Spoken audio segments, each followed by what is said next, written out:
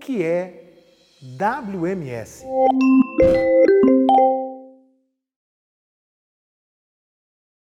Damas e cavalheiros, eu sou Marcos Salvo, mestre do RP, e quero falar com você a respeito de algo que muita gente me pergunta. Às vezes as pessoas não têm um discernimento exato sobre o que é WMS. Não sabem quais são as diferenças entre um WMS e um controle de estoque, um controle de armazenamento convencional. Então, nós vamos falar hoje, muito didaticamente, a respeito do que é WMS. O WMS é a sigla para Wholesale Management System, ou seja, um sistema de gerenciamento de armazéns. É um sistema que provê inteligência de armazenamento para produtos que vão ser colocados em ambiente disponíveis para venda. Então vamos imaginar o seguinte, a empresa tem lá um armazém e não tem WMS. Como é que essa empresa organiza os espaços? Muito provavelmente, o que você tem é uma coisa assim, ó. Nesse lugar aqui, nesse posto, vai o produto tal.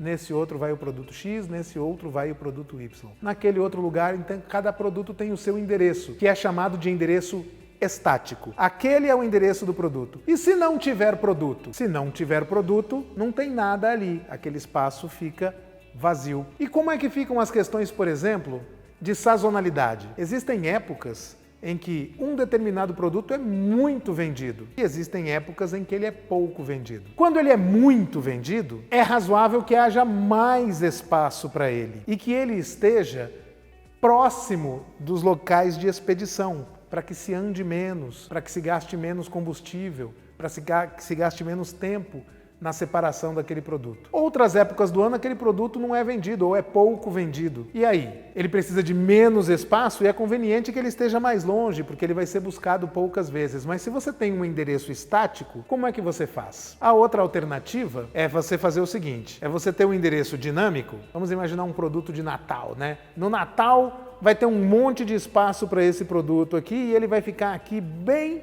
perto da área de expedição. Mas nas outras épocas do ano, vai ser outra coisa que vai estar aqui. Aí você fica à mercê do discernimento do usuário. O usuário é que tem que lembrar onde é que está qual coisa em qual época. Tem também o problema dos lotes, né? Você tem lotes de produtos e é conveniente que você venda primeiro, que você faça primeiro a expedição dos produtos que estão mais próximos do vencimento. Mas como dizer isso para o usuário de modo que ele não se equivoque? Então, quando você tem controle de estoque, um controle de armazém sem WMS, você tem endereços estáticos, você tem um menor aproveitamento do espaço, porque muitos espaços vão ficar vazios, e você está à mercê do discernimento do usuário. Quando você vai fazer uma separação de produtos, por exemplo, você emite lá um relatório para o usuário buscar os produtos, e aí o usuário vai buscar no tempo dele, o usuário vai buscar primeiro o produto que ele lembra onde está,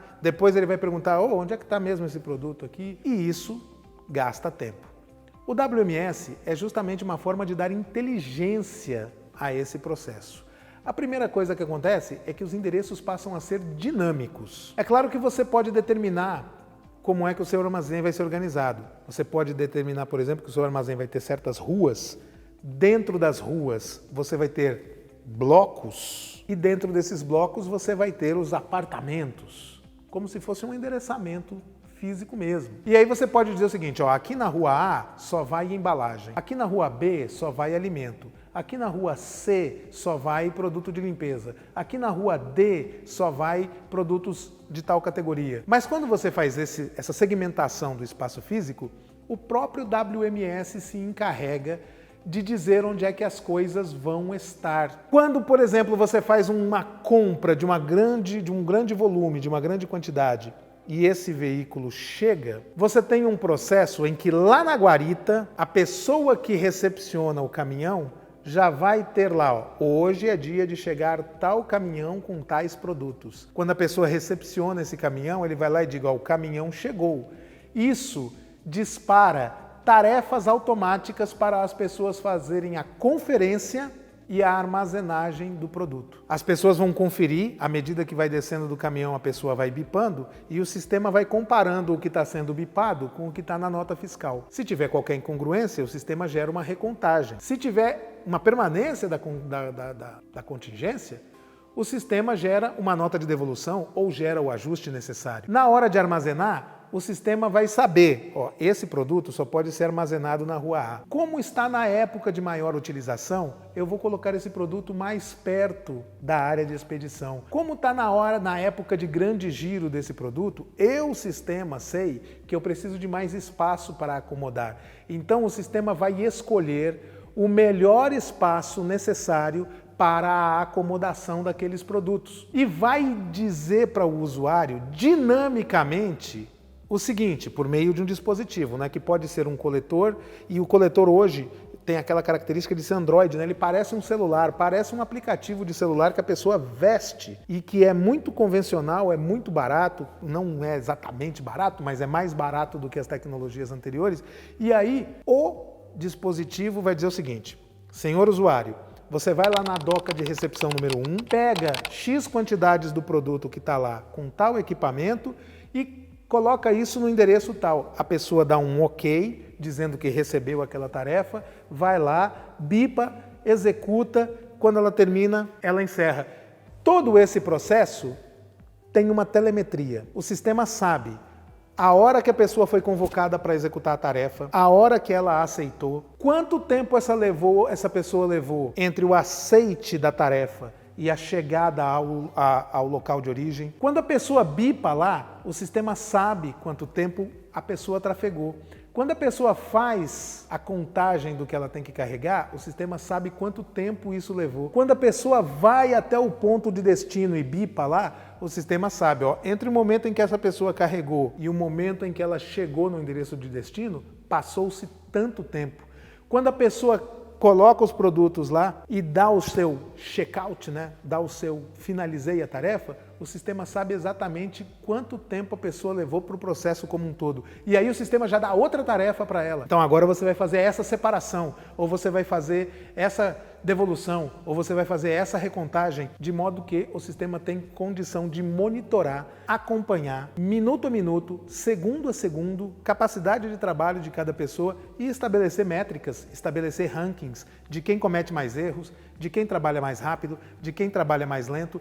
E, sobretudo, o sistema induz a pessoa a trabalhar numa determinada velocidade e isso induz ao aumento da capacidade da equipe, porque as pessoas sabem que estarão monitoradas e as pessoas terão métricas de acompanhamento. Isso vai estar muito explícito para cada pessoa, isso vai estar explícito para a gerência. E qualquer erro que acontecer, o sistema WMS vai apontar. Se, por exemplo, uma pessoa demorar para aceitar a convocação, o sistema vai falar, o usuário fulano ou a usuária Beltrana recebeu uma convocação, já passou 1 minuto, a pessoa ainda não aceitou nem refutou. E aí o gerente do armazém pode tomar, o sistema também pode fazer alguns ajustes, como por exemplo, se a pessoa não aceitou a convocação em 30 segundos, passa para outro, mas avisa o gerente do armazém, para que o gerente do armazém tome a sua ação. Isso também vale para as separações. Quando o sistema diz separe esse pedido ou separe esse produto e leve para esse local, a pessoa terá um intervalo de tempo para aceitar e o sistema vai contar cada uma das etapas